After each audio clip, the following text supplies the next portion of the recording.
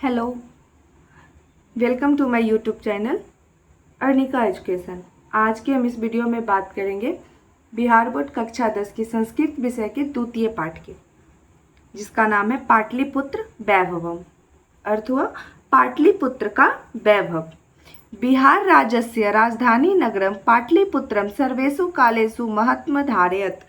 बिहार राज्य का राजधानी नगर पाटलिपुत्र सभी कालों में महत्व धारण किया हुआ है। अस्य इतिहास सार्धसहस्रद्वयवर्ष परिमितीय वर्तते। इसका इतिहास 2500 वर्षों के आसपास का है। अत्र धार्मिक क्षेत्रम राजनीति क्षेत्रम उद्योग क्षेत्रम च विशेषण ध्यानाकर्षकम। यहाँ धार्मिक क्षेत्र, राजनीति क्षेत्र, उद्योग क्षेत्र विशेषता ध्यान को आकर्षित करते हैं। वैदेशिका यात्रिणी मेगास्थनीज फाह्यान हुयेनसांग इति संघ प्रभृतय पाटलिपुत्रस्य वर्णनम स्वस्व स्मरण ग्रंथेषु चक्रु। मेघास्थनीज, फाह्यान, हुयेनसांग इति संघ आदि विदेशी यात्री ने भी अपने अपने स्मरण ग्रंथों में पाटलिपुत्र का वर्णन किया है। पाठे अस्मिन् पाटलिपुत्र वैभवस्य सामान्य परिचयो वर्तते। इस पाठ में पाटलिपुत्र के वैभव का सामान्य परिचय है। प्राचीनेषु भारतीयेषु नगरेष्वन्यतमं पाटलिपुत्रमनुगंग वसुधीचित्रं महानगरम बभूव। प्राचीन भारतीय नगरों में पाटलिपुत्र गंगा के किनारे बसा हुआ एक श्रेष्ठतम और विचित्र महानगर था। तदृश्य दामोदर गुप्तो नामक कवि कूटनीम ताख्य काव्ये कथयति। इसके विषय में दामोदर नामक कवि ने अपने प्रसिद्ध कूटनीमन काव्य में कहा है, अस्ति महितल तिलकम सरस्वती कुलगृहम महानगरम नामना पाटलिपुत्रम परिभूत पुरंदर स्थानम। का अर्थ हुआ कि धरती के तिलक स्वरूप और सरस्वती का शिक्षा केंद्र पाटलिपुत्र नामक महानगर इंद्रलोक के समान है। इतिहासे श्रूयते यत् गंगायास्तीरे बुद्धकाले पाटलिग्राम स्थितः आसीत्। इतिहास में सुना जाता है कि भगवान बुद्ध के समय गंगा नदी के किनारे पर पाटली नामक गांव स्थित था। यत्र च भगवान बुद्ध बहुकृतवः समागत, और यहाँ भगवान बुद्ध अनेक बार आए थे। तेन कथितमासीत् यत् ग्रामोऽयं महानगरं भविष्यति, किंतु कलहस्य अग्निदाहस्य जलपूरस्य च भयात् सर्वदा क्रांतम भविष्यति। और उनके द्वारा कहा गया था कि यही गांव कभी महानगर होगा, किंतु कलह, अग्निदाह और बाढ़ के भय से हमेशा घिरा रहेगा। कालांतरेण पाटलिग्राम एवं पाटलिपुत्रमिति कथित। बाद में यही पाटलिग्राम पाटलिपुत्र नगर कहा गया। चंद्रगुप्त मौर्यस्य काले अस्य नगरस्य शोभा रक्षा व्यवस्था च अत्युत्कृष्टासीदिति यूनान राजदूत मेघास्थनीज स्वस्मरणेषु निरूपयति। चंद्रगुप्त मौर्य के समय में इस नगर की शोभा और सुरक्षा व्यवस्था अति उत्तम थी, जिसका वर्णन यूनान राजदूत मेघास्थनीज ने अपनी आत्मकथा में निरूपित किया है। अस्य नगरस्य वैभवं प्रियदर्शने अशोकस्य समय सूतराम समृद्धम। इस नगर की वैभव प्रियदर्शी अशोक के समय में और अधिक समृद्ध थी। बहुकालम पाटलिपुत्रस्य प्राचीना सरस्वती परंपरा प्रावर्तत इति राजशेखर स्वकाव्यमीमांसा नाम के कवि शिक्षा प्रमुख ग्रंथे सादरम स्मरति। बहुत समय तक पाटलिपुत्र की प्राचीन शिक्षा व्यवस्था या शिक्षा परंपरा चलती थी।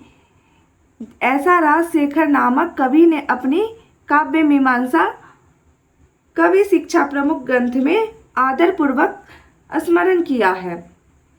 अत्रोप वर्ष वर्षावि पाणिनि पिंगलावि व्याडि वररुचि पतंजलि इह परीक्षिता ख्याति मुप जगमु। इसका अर्थ हुआ यहाँ वर्षों तक पाणिनि, पिंगल, ब्याडी, वररुचि और पतंजलि ने परीक्षित होते हुए ख्याति प्राप्त की। कतिपयेषु प्राचीनसंस्कृतग्रन्थेषु पुराणादिषु पाटलिपुत्रस्य नामान्तरं पुष्पुरं कुसुमपुरं वा प्राप्यते। कुछ प्राचीन संस्कृत ग्रंथों पुराणों आदि में पाटलिपुत्र का दूसरा नाम पुष्पुर कुसुमपुर भी पाया जाता है। अनेन ज्ञायते यत् नगरस्य समीपे पुष्पाणां बहुल उत्पादनम भवति स्म।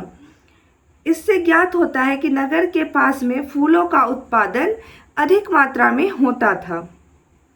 पाटलिपुत्रमिति शब्दोऽपि पाटल पुष्पाणां पुतलिका रचनामाश्रित्य प्रचलित। पाटलिपुत्र शब्द भी पाटल यानी कि गुलाब पुष्पों की पंखुड़ियों की रचना का आश्रय लेकर प्रचलित हुआ। शरत्काले नगरे अस्मिन् कौमुदी महोत्सव इति महान समारोह गुप्तवंश शासन काले अतीव प्रचलितः। शरद ऋतु में इस नगर में कौमुदी महोत्सव ऐसा महान समारोह गुप्त वंश के शासन काल में अति प्रचलित था। तत्र सर्वे जना आनंद मग्ना अभूवनम। इस अवसर पर यहाँ सभी लोग अति प्रसन्न होते थे। संप्रति दुर्गा पूजा अवसरे तादृश एव समारोह दृश्यते। आज भी दुर्गा पूजा के अवसर पर वैसा ही समारोह देखा जाता है। काल चक्रवशात् यद्यपि मध्यकाले पाटलिपुत्रं वर्षसहस्र परिमितं जीर्णतामनुभूत। समय परिवर्तन के कारण यद्यपि मध्यकाल में पाटलिपुत्र ने लगभग 1000 वर्षों तक पिछड़ेपन का अनुभव किया। तस्य संकेत अनेकेषु साहित्य ग्रंथेषु मुद्रा राक्षसदीषु लभ्यते। इसका संकेत या इसकी जानकारी अनेक साहित्य ग्रंथों तथा मुद्रा राक्षस आदि में प्राप्त होते हैं। मुगल वंश काले अस्य नगरस्य समुद्धारो जात। मुगल वंश के शासन काल में इस नगर का समुद्धार हुआ। आंग्ल शासन काले च पाटलिपुत्रस्य सुतरां विकासो जात। और अंग्रेजी शासन काल में पाटलिपुत्र का और अधिक विकास हुआ। नगरमिदं मध्यकाले एव पटनेति नामना प्रसिद्धिं ज्ञात। यह नगर मध्यकाल में ही पटना नाम से प्रसिद्ध हुआ। अयं च शब्द पतनमिति शब्दात् निर्गत। और यह शब्द जो पटना है पतन शब्द से निर्गत है। नगरस्य पालिका देवी पटन देवीति अदापि पूज्यते। नगर का पालन करने वाली पटन देवी आज भी पूजी जाती है। संप्रति पाटलिपुत्रम पटना नाम नगरम अति विशालम वर्तते। बिहारस्य राजधानी च अस्ति। इस समय पाटलिपुत्र अत्यंत विशाल और बिहार राज्य की राजधानी है। अनुदिनम नगरस्य विस्तारः भवति। दिन प्रतिदिन नगर का विस्तार हो रहा है। अस्य उत्तरस्यां दिशि गंगा नदी प्रवहति। इस नगर की उत्तर दिशा में गंगा नदी बहती है। तस्य उपरि गांधी सेतु नाम एशिया महादेशस्य दीर्घतमः सेतुः किंच रेलयान सेतुरपि निर्मीयमानो वर्तते। इसके ऊपर एशिया महाद्वीप का गांधी सेतु सबसे लंबा पुल बना हुआ है और रेलयान सेतु भी निर्माणाधीन है।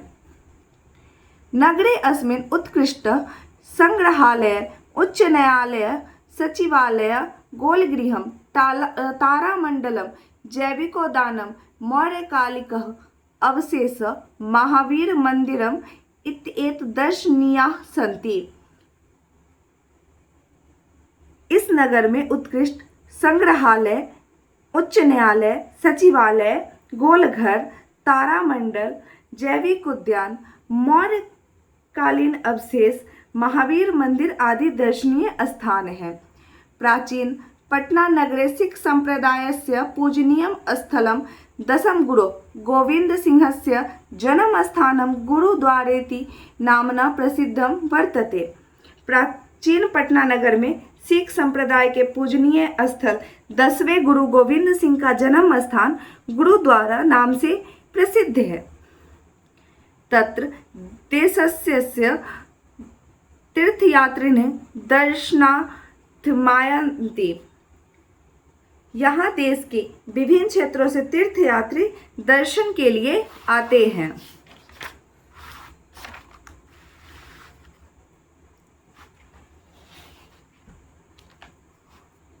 एवं पाटलिपुत्रम प्राचीन कालात् अद्यावधि विभिन्नेषु क्षेत्रेषु वैभवं धारयति। सर्व च संकलित रूपेण संग्रहालय दर्शनीयमिति। इस प्रकार पाटलिपुत्र प्राचीन काल से आज तक अनेक क्षेत्रों में वैभव धारण करता है और सभी संग्रहालयों में संकलित रूप से दर्शनीय है। पर्यटन मानचित्रे नगरमिदं महत्वपूर्णम्। पर्यटन में के मानचित्र में भी यह नगर अति महत्वपूर्ण है।